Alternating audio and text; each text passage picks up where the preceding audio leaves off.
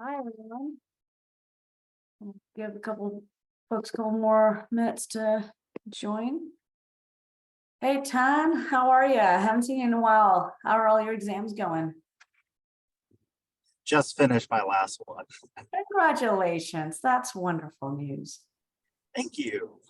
Ah, I also meant to catch up with you and see what you were doing this summer. But I'll send you an email. Sounds good. Leaf, how are you doing? How are your exams? You almost finished? Good. I just finished my last OChem 2 final today. And that was horrible, but we're done with it. So Yeah. it went well. It's just OChem 2 I spent many hours studying for. So I'm happy to be done with it. Yeah. Yeah. Good news is that you won't have to think about it again. Bad news is you spent a lot of your life learning stuff that you will never have to think about again. Right. That's what I've been told. So, well, we can probably just get started. There's no specific agenda today aside from just talking about updates on different projects. I'd love to start by first congratulating Dr. Laura Fernandez on her team winning an award at the CMI Bench to Bedside competition last week before, just recently. Thank you so much. Yeah, fantastic. Do you want to tell everybody a little bit about what you guys did and what the experience was all about? Yeah, absolutely. So, well, right now I am in Colombia, but of course, because of the competition, I was there in Utah. Our team members are amazing. They did great during the competition. Basically, we all had these huge posters and the table with our prototypes.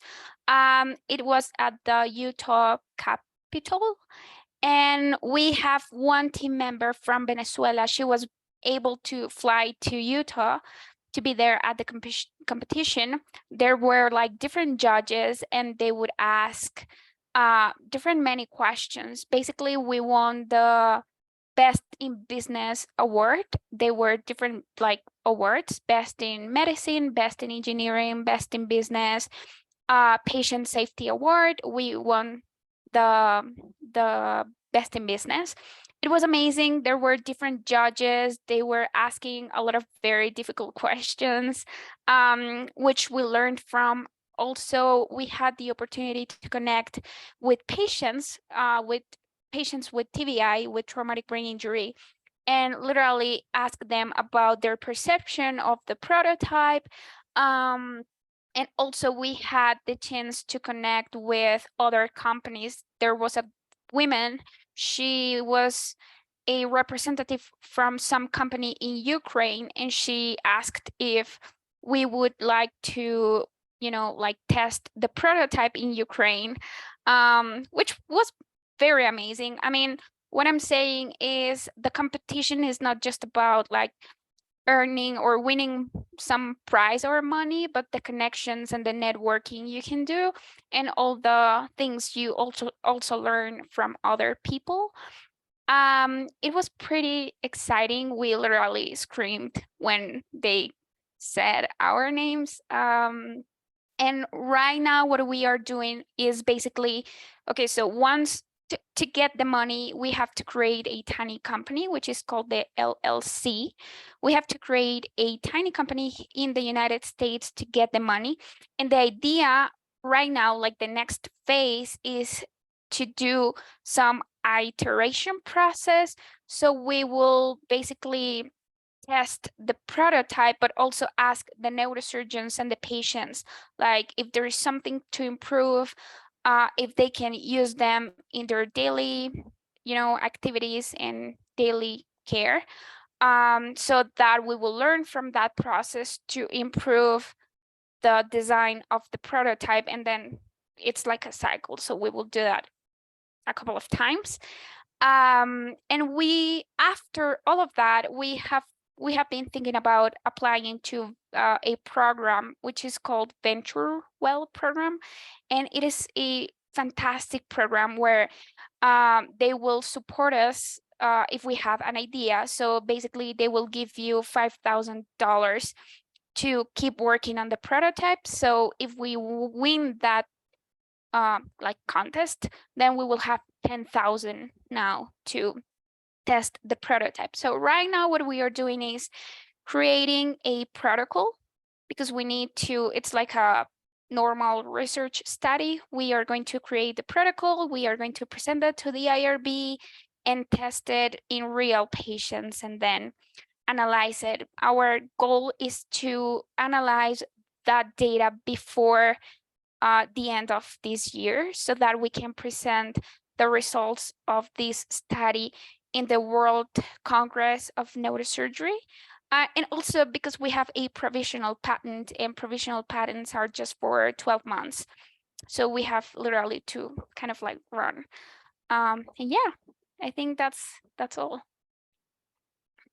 Wonderful. Congratulations. Tremendous amount of work to accomplish in less than a year. So Thank you exciting. so to hear. much. Yeah, and other questions, comments? Yeah, great. Angel, thank you for throwing out suggestions. If you want to make any comments, feel free. Anybody else have any questions or comments? And the part of the MSCI program that you're doing right now, Laura, is the Global Health Innovation Track, which is, this is an example of one of the projects in that that can be done through that. The last intensive block is all about clinical research in July. And so that's sort of the thought process. It's like, you can't, you have to identify a problem that you want to address, understand what that problem, understand what addressing that problem looks like, come up with potential solutions, understand what fabrication looks like, understand what the market looks like, understand how to study it in a clinical environment. And so that's why we kind of set up that curriculum that way, to really help walk through that whole process. So hopefully that's been an interesting experience. Thinking about the whole process has been very interesting. Sometimes you think that because you already have the prototype, you are kind of like at the end of the path, but we are just starting everything. And the team members, they are very, very excited. We kept our weekly meetings, so we are progressing very fast, which is great. Wonderful. And that's always the risk, is that after a competition like this, that momentum falls off. So it's exciting that you're lining up next things so that you can continue to have the momentum to move forward. And one of the things I realized during the competition, and I think this is wonderful, is to have this perspective of solving global health issues.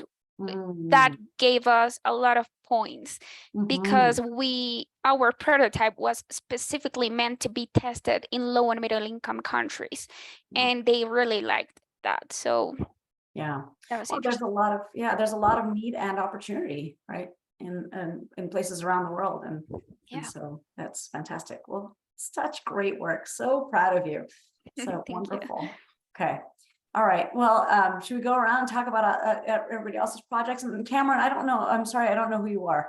And maybe you can jump in and tell us a little bit about who you are, because I don't know if everybody else knows you too. Sorry. Hi. I'm a second-year medical student from Ohio. Invited to this meeting by Anna Dorelli Anderson. I asked her if there were any available projects, and she said, "Come to this meeting and see what you guys are working on." Yeah, fantastic. Are you at Neomed or what? Ohio State? Or? Yes, I am at Neomed. Okay. Second year, middle of dedicated for step one. Okay, wonderful. Welcome. We're excited to have all kinds of students, and hopefully you'll hear about various things that other folks are working on.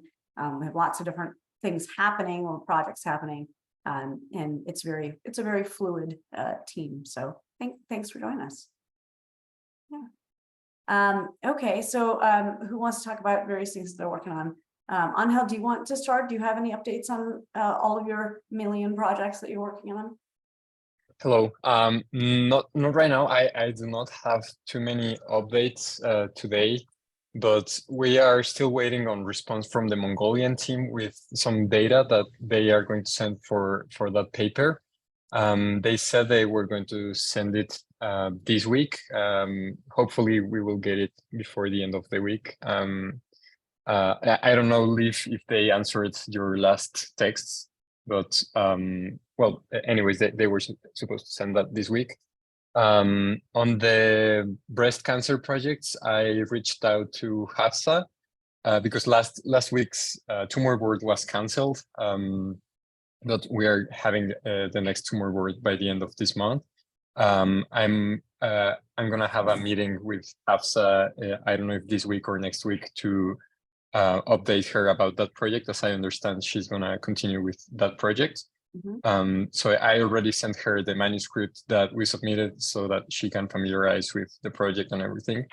And all of the presentations and the tumor board recommendations are now backed up in the box folder that we have. And just that, not really any advances on the Cambodia side. I would like to wait for Dr. Price to come back from Hawassa to advance a little bit more on that grant. But yeah, that's it. And how's the intuitive, you're working on the intuitive grant for? Yes, actually that's the one for the minimal invasive surgery. That's the one that I want to discuss some things with Dr. Price about the budget. Yeah, okay, fantastic. And the breast cancer project, you had presented at a couple of conferences, and were you working on a paper, or are you done working on a paper? I can't remember. We submitted a paper, and we're still waiting for responses, still under review at the Journal of Surgical Research. Okay, wonderful. Yes, and Cameron, nice to meet you. I'm Angel. As you heard, I work in transplant, breast surgery, and minimal invasive projects. And good luck with step 1. Thank you. Yeah. Great, thank you, Angel. And then we should make sure that all of your projects are appropriately transitioned. So when you move to start your residency, that everything will be tucked in. You don't have to worry about it. Yes. I actually started working that out with Hafsa and with Leaf for the Mongolian side. Yeah, fantastic. Great, thank you very much. Leaf, what are you working on, and how are things going? And Leaf, you're going to be our incoming fellow for this next year to work on a variety of different projects. We haven't worked out all the details yet, but hopefully you'll also be able to do the MSCI program like Laura. So that will be very exciting. And you should definitely connect with Laura and see if she has any suggestions on how you can approach it. But yeah, definitely. So hi, Cameron, I'm Leaf. I actually don't have a camera on my desktop and my laptop is dead. So sorry, I'll share my face next time. Yeah, nothing too crazy right now. We're trying to finalize our manuscript, like Angel's talking about, for liver transplantation, and just the time differences and trying to work with the Mongolian team. We're just waiting for that to come in, hopefully this week. That's probably the biggest update, and then waiting for Dr. Price to get back regarding the Cambodia projects. Yeah, I submitted the MSCI application, which was fun. Trying to study for that and also study for finals and get that finished was definitely a stressful weekend, but we got it done and everything's great now, so all exciting things. But besides that, not really, just excited for the summer and the opportunities that are upcoming. We got I'll have some free time that I can research and study for the MCAT and just keep progressing. Fantastic. We will need to sit down, Leaf, and work out exactly what projects you're going to be handling, and how we're going to break things down. So maybe in another week or two, once you're settled down and you've had a little bit of break after your exams, we can talk. Perfect. Thank you. Yeah, I'm just trying to be mindful of your final exams and not be banging on the door talking about different things when you can't think about other stuff. So great. Tan, do you have any? I had emailed you about a paper to work on, and then I completely forgot to follow up and actually send you any of that information. Yeah, you're good. Hi, Cameron. Welcome. My name is Tan. So in regards to the Intro to Global Surgery course, I think we've kind of defined our literature review now, which is really good. And then now we're working on kind of narrowing the course objectives for each module. Okay, now that we've kind of defined the larger outcome of our of the course itself. okay. So small progress, but I think slow but steady. Yeah, We'll get there. fantastic. And the paper that I had submitted with a bunch of other folks on developing the competencies in global surgery is under review, or actually we just heard back from the journal with a bunch of revisions. So we're working on that, and hopefully that will get published. And that'll also give us more weight to actually create this kind of an online introductory course that will give more people sort of a background on what the work in this space looks like. Did you want us to wait and for review and then incorporate that into the course as well? No, I think you can use the competencies that I think I shared them with Anna or you, I can't remember. But you can use those competencies because those are vetted by a number of people from around the world. I think we had, I don't know, something like 60 or 70 different people across surgery and anesthesia and medical education, surgical education from around the world, contributing to an understanding of what it is that we need to be, what are the fundamentals in global surgery and how do you actually think about teaching that? Right. I think we can use that. And that's just, those are competencies. So that means that, you know, we're saying that these are the things that people need to learn. Well, how do you actually, what content do you actually give them to learn that? It can be different from, you know, person to person. So it's just like, you know, your organic chemistry content is the like objectives are the same, whether you're taking organic chemistry at BYU or Neomed or not Neomed, but Ohio State University or wherever, right? But each professor probably modifies their content curriculum a little bit and uses different examples or uses different ways of teaching it. And so that's really the core here that we want to try to do is how do we customize to really put that together. So yeah, I think keep working on that. I think that would be really useful. What is the timeline on when that could be? You know, we have it as a non-credited course, which by the way, Cameron, if you're interested, you're welcome to do it online. It's a Canvas course that we're trying to get to be credited both at the School of Medicine and at the undergraduate level for the University of Utah. But it's basically roughly about 20 hours of content going over these different competencies to say, well, what is it that you need to know when you're thinking about surgical issues and in global health. You're welcome to participate in that. But Tan, what is the timeline of when the I think undergrad office needed stuff by a certain date? No, I'm making that up. I can't remember. Right. Yeah. So yeah, I think that was their deadline was pretty early this spring semester. And Okay. so I think Anna and I were planning to push back on it Okay. and to, you know, develop it more rather than kind of haphazardly trying to implement it with just that deadline. So we wanted to push it back to a year and start at next academic cycle. Okay.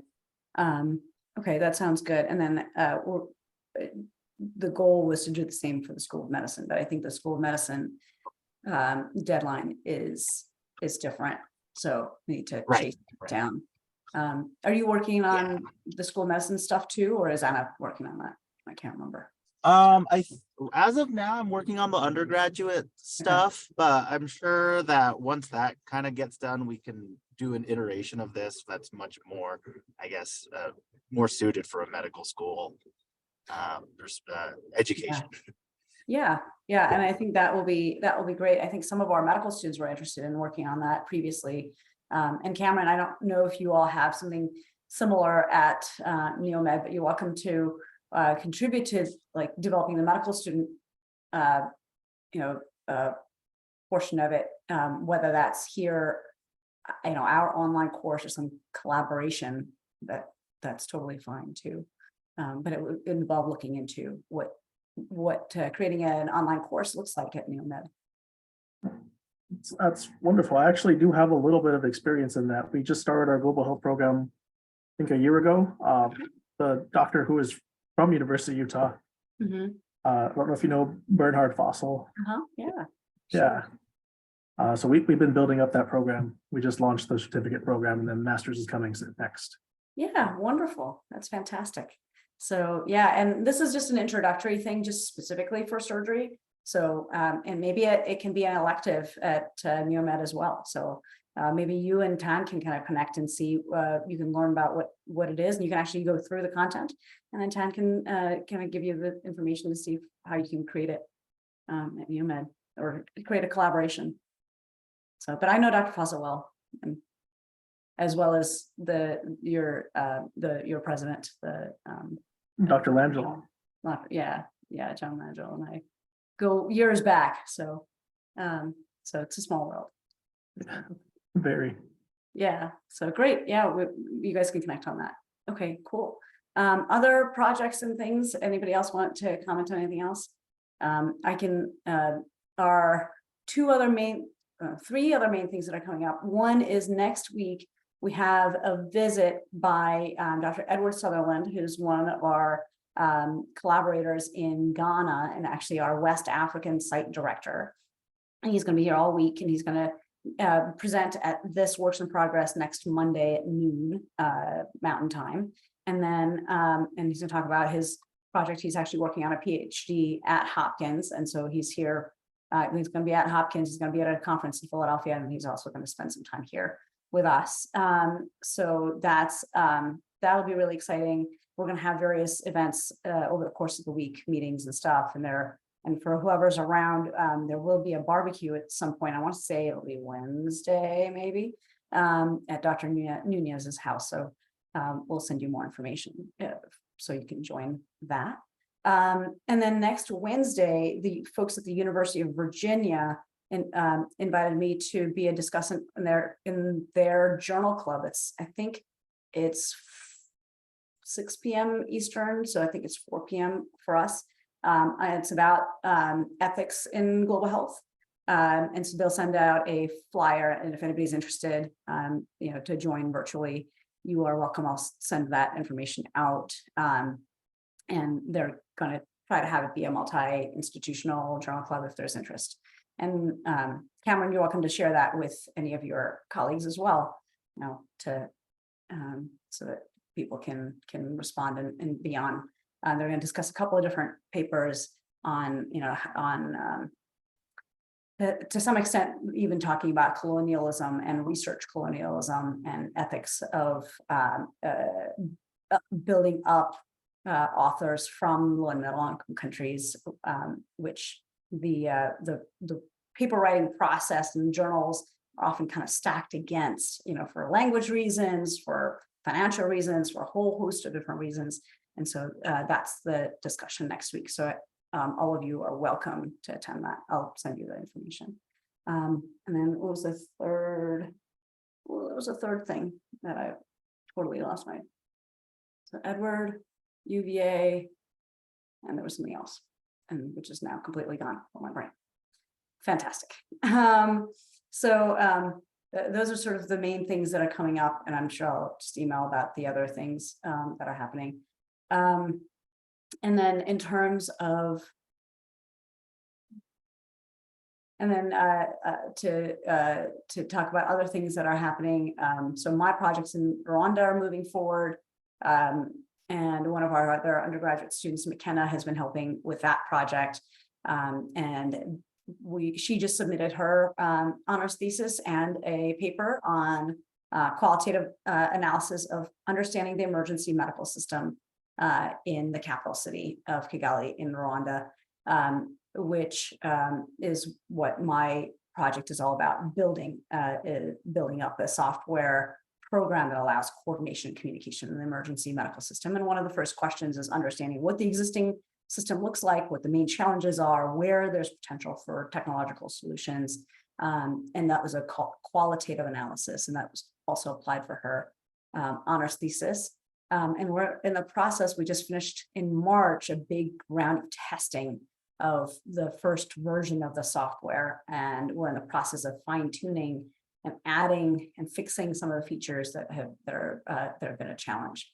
And one of our main issues is geolocation. So GPS systems are not as accurate in many parts of the world, and especially location finding, location sharing. So we're trying to work around creating additional software features that improves that location sharing ability, so that potentially patients who have smartphones, which in the capital city, more and more people, like more than 50%, have access to smartphones. I think actually the number is probably much higher than 50%. I think it's probably like 70%.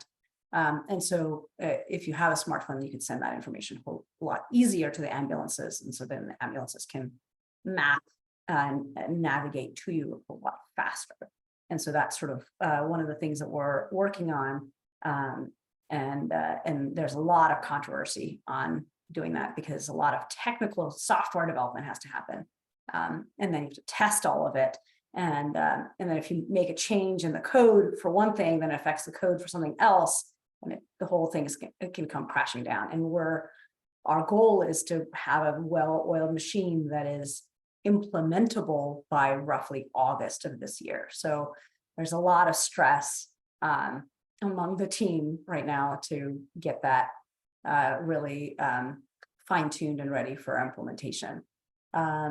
So that's sort of a big thing that's happening now. So that's sort of the main thing happening in Rwanda. Oh, I can't believe I forgot the third thing I was going to mention. Okay, all right. Could That's you tell us a little bit more about what you discovered about the emergency system right now in Kigali? Like, how does that work? Like, what's the route? Yeah, absolutely. So the way the system works in Rwanda is that unlike a lot of other countries, so Rwanda is a fairly physically small country. It's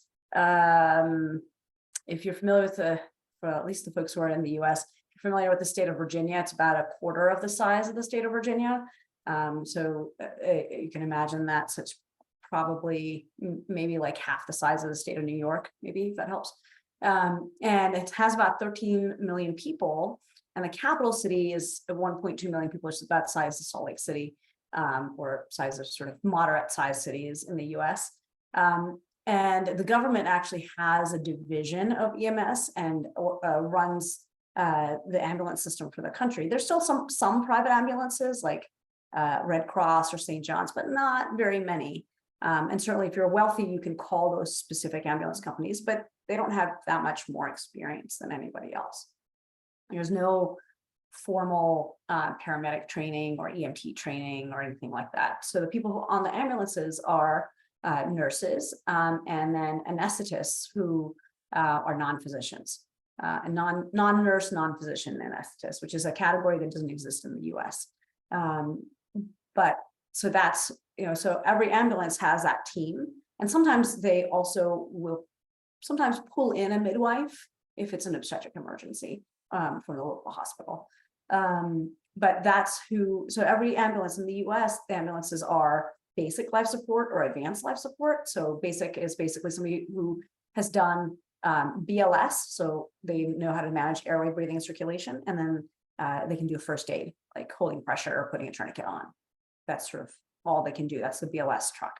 And they can't even put oxygen on, like there's nothing else they can really do. They're just basically a transportation process. And then advanced life support is more where you have medications, you have somebody who places IVs, somebody who can intubate and give narcotics, like all of that is a separate level, and that's at a paramedic level, typically in the US.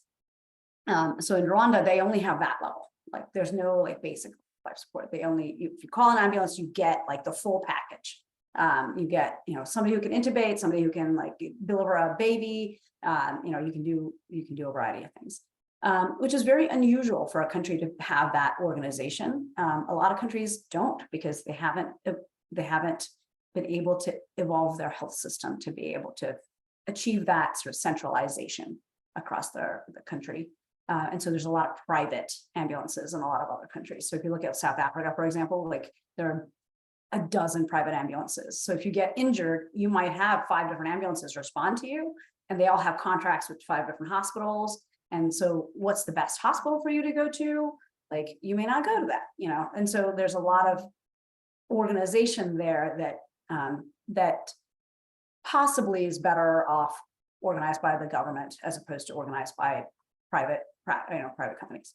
But that's how it's set up there. And the challenge is, so they have a dispatch 911, it's called 912, not 911, 912 center where people call in, and then they run all the dispatch, the ambulance. And then the ambulances are stationed in a couple of different locations. They only have 8 ambulances for the city of 1.2 million people. And they see roughly about 8,000 to 10,000 patients per year, which is not a tremendous amount. That basically means it's roughly like 3 trips per ambulance per day, right? So that's sort of roughly how, if I'm doing the math correctly, it would work. But it's still that volume has nearly doubled in the last few years. And so the issue is that when they get a patient, when they get a call, they get the patient standing, let's say a patient or person is standing somewhere on a street. Well, street addresses are relatively new. Street numbers are relatively new. So there are no house or building numbers. So like my house is 2134 blah, blah, blah street, right? Like there's no building number, but there is a street number, but even that people aren't used to. So there's no way for a caller to say, I'm at this location. You know, they can say, I'm on the main street to the right of the Green Mosque, or, you know, X landmark. But that becomes really difficult to then try to localize in a significant emergency. So then the ambulance has to travel there, and then it's all ambulance is based on traveling based on navigation is based on just familiarity of the landmarks and the routes. And so you have no sense of like what's the traffic look like, or is there a particular road that's closed? Like none of that information is available. And there's no coordination with the police, for example, to say like, you know, clear up the road, and they can't use ambulance lights and sirens in Kigali because just noise ordinances. They can use potentially lights, but not sirens. So there are some limitations to go and find the patient. And then once they find the patient, which is hard enough, and sometimes they're just driving around looking for the patient, they're like, we don't know where you are. And then sometimes the person actually even dies before the ambulance can get there. And then if they're able to get there on time, then the next challenge begins, which is they have to call the dispatch and say, okay, here's 25-year-old traumatic brain injury, motorcycle crash, deteriorating. We need to go to a hospital that has the ability to have a neurosurgeon, right? Or an ICU, or a ventilator. And so then the dispatch is like, okay, great. Well, you're close to this hospital. Let me call them and see if they have any of those things. Oh, they don't have any of those things. Oh, but they have additional questions for you. So there's back and forth making phone calls. And then they say, okay, well, that hospital's no good. That's not going to work. Let me call this hospital. They call that hospital. And then they go back and forth. And again, by that point, the patient could have easily died. And then sometimes they manage to actually find the right to say, okay, well, fine, we'll accept this is the appropriate hospital, we'll accept the patient. And they start heading in that direction. And then, you know, there's a lot of traffic or whatever, or they get to the hospital and there's like 5 other vehicles waiting to offload their patients. So then like they end up waiting and not being able to get. So there's a lot of challenges in the process of care. And so our goal is to see if we can create a software that connects all of these different groups. So the dispatch center, the caller, the ambulance team, and even the hospital. And not just a hospital, but ideally multiple hospitals, to then get everybody on the same page to say, okay, there is, you know, X acuity of a patient. Here's a location. We can find them easily. Once they find them, how can we rapidly figure out which is the best hospital that has the ventilator, has the neurosurgeon, whatever it is. And then what's the best route to get there? And can we pre-alert them so that they're ready to receive this patient? And they have already been flagged that, you know, the 5th ambulance is the one that has the critical patient, not the, you know, 4 in front. And so that process is what we're working on. And then the other challenge is great, that works, that might work well in the urban setting where you might have reasonable internet to be able to communicate. What happens if you try to expand that to other parts of the country? So this is a multi-year, actually multi-million-dollar project, and we're in year 2 now of essentially a 6-year overlapping, 6-7-year overlapping a set of projects to try to figure out how you can do that. So if you can address that and create a system that works for that country, then it becomes a really great case, really great model for at least other countries of that size and scale. And you probably can't do that in India or Brazil because the population, volume and density and needs are going to be totally different. But could you do it in portions and make it scalable? And so that's the pie in the sky, as we say, the big dream. So we'll see. That's amazing. Wow. It's yeah, and so we're working with the government of Rwanda, and the UK government is also funding. So so that's what I spend my life working on. I'm not doing everything else. Tan, you have a question? Yeah. Are there any laws or policies that are similar to like the move over laws in the US that could help reduce the time from ambulance to hospital? Yeah, and that's a good question. Not that I'm aware of, and I don't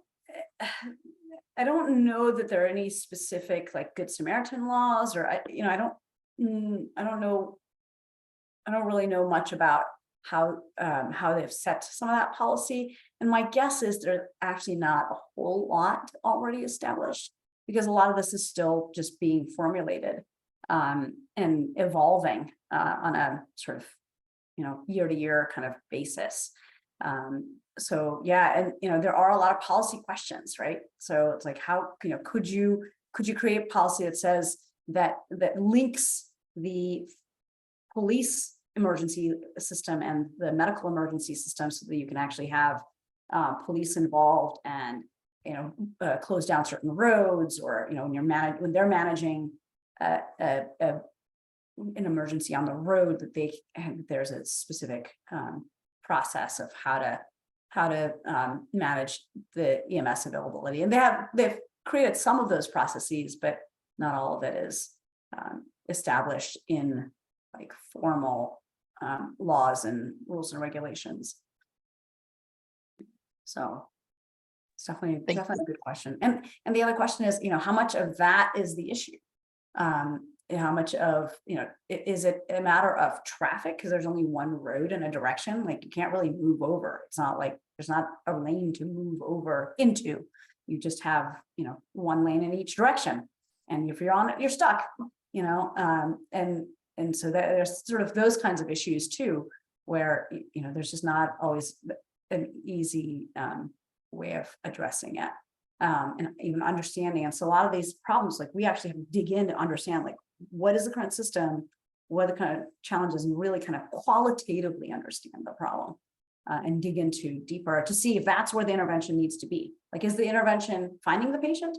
Is the intervention addressing how quickly you can move from the field to the hospital? Or is it talking to the hospital? Or is it making sure the handoff occurs? Like, which of these are the most important parts, which takes a lot of time? So that's one of the things we had to kind of figure out, is how do we actually capture the time of each of these phases of care to then say, okay, well, then this is what we need to work on. Or do we just say we'll work on all of these things and we kind of overall work on it, decreasing overall time, which is roughly what we've kind of said. Like, our goal is not just to work on any one of these things, but to work on as many of those things that will lead to an overall reduction in time. So sort of long answer, or long non-answer to your question. So, yeah. I appreciate it. Thank you. No problem. So great. Well, I don't see any of the other faculty on, so there must, oh no, here's Rachel. Oh yeah, Rachel was the third thing that I was going to mention. And Rachel Koch is one of our graduating trauma acute care surgery fellows. And I was going to mention that she is going to be in Cali, Colombia in June. And Laura, I think you're in Medellin. Are you in Medellin or Cali? I'm actually in Bogota, in the In capital. Bogota. Okay, all right. Yeah. Well, I don't know if Rachel is going to be in Bogota. I think she's going to mostly be in Cali. And Rachel, do you want to tell the group a little bit about what you're planning? And Sure. And also let me know if there's anything I can help you with, of course.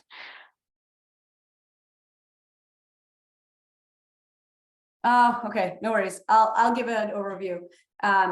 So Rachel's going to spend a couple of weeks in Cali, Colombia. We're working on establishing a partnership with at least one, possibly two institutions in Cali that is more specific to sort of trauma and vascular surgical care and an academic collaboration regarding trauma and vascular care, and potentially, hopefully, some innovation around trauma and vascular care, driven by one of my colleagues there, Dr. Dominguez Calero, who's a now mostly a vascular surgeon at one of the main facilities in Cali. And he was here a couple months ago, and he presented at this meeting and talked a little bit about what he wants to do. But Rachel's going to go and help set up a little bit more of the processes for how we can work with them, how we can send our faculty there, how we can have faculty and residents come from Cali. There's a lot that we need to kind of work out to see how we can be effective partners. Rachel, Do you think, Yeah, hi, sorry, Uh-huh. I have this really special work computer. It has no camera, no microphone. Gift. Do you think that there's any possibility for getting the other service lines that are interested involved in the partnership? Because I've had multiple people now from general surgery, and then there's the thoracic fellow. I think there's some neurosurgery interest.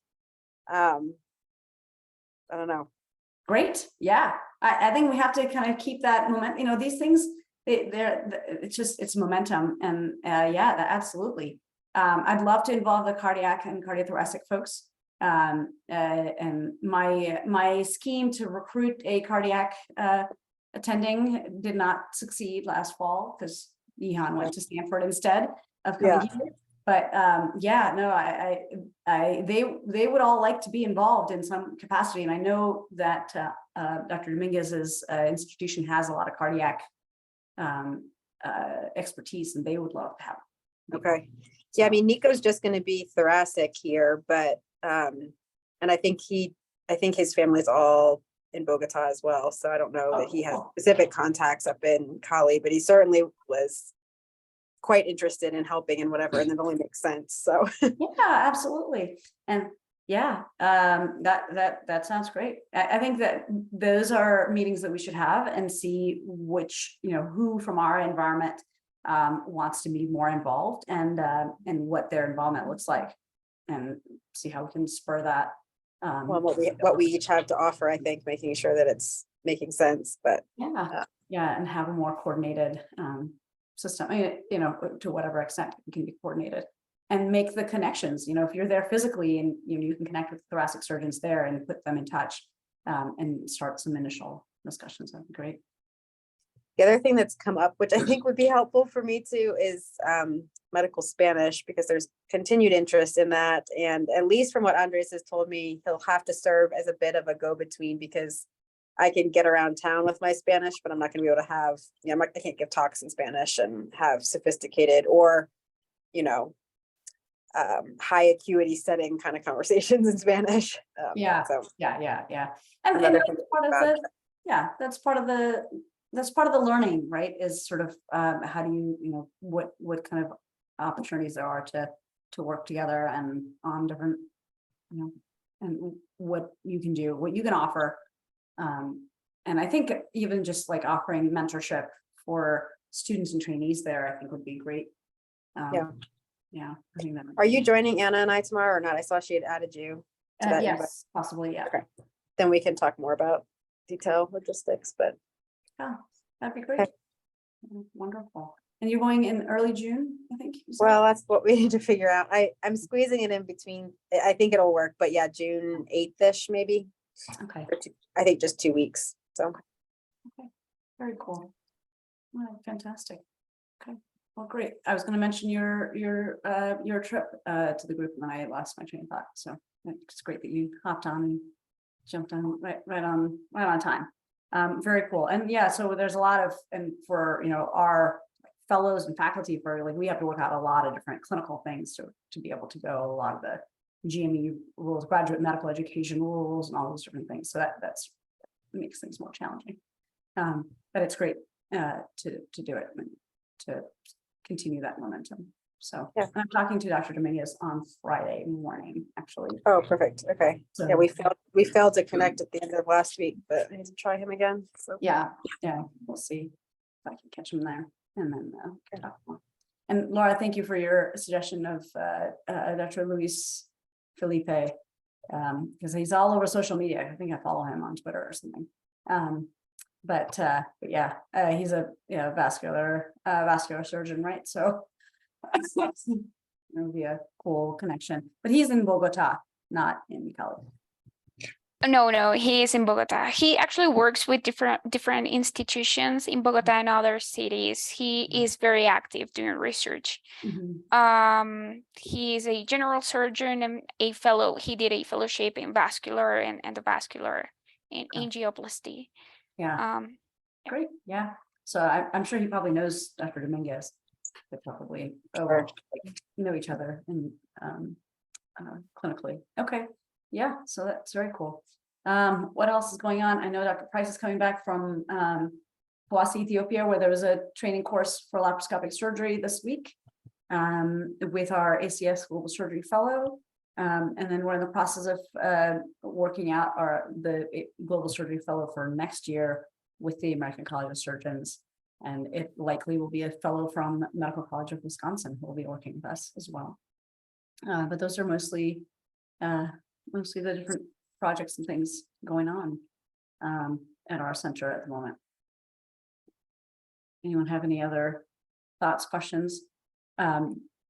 There's some work happening with putting together a colorectal fellowship in Ghana and two other fellowships that relate to breast cancer surgery, reconstruction for breast cancer surgery, and then burn surgery, all in Ghana as well. So we're working on some things, some projects there. And then there's a bunch of research projects that are happening in Ghana as well. It's cancer related on breast and cervical cancer.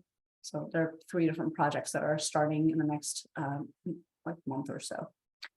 So that's sort of the main thing for the center. All right. Other thoughts, comments, suggestions? Anything that anybody wants to work on or has issues with or needs or anything else? Okay, cool. Well, in that case, I think we're done for today. Thanks for making time for being on and chatting about all the things that you're working on and giving great suggestions on how I can always count on you giving great suggestions. So thank you very much. Anything else? All right. Well, go enjoy the rest of your day. Hope you have a lovely rest of the day. Thank you so much. See you Thank next you. week. And look for those emails about Dr. Sutherland and the UVA Journal Club. So. Thank you. All right. Bye.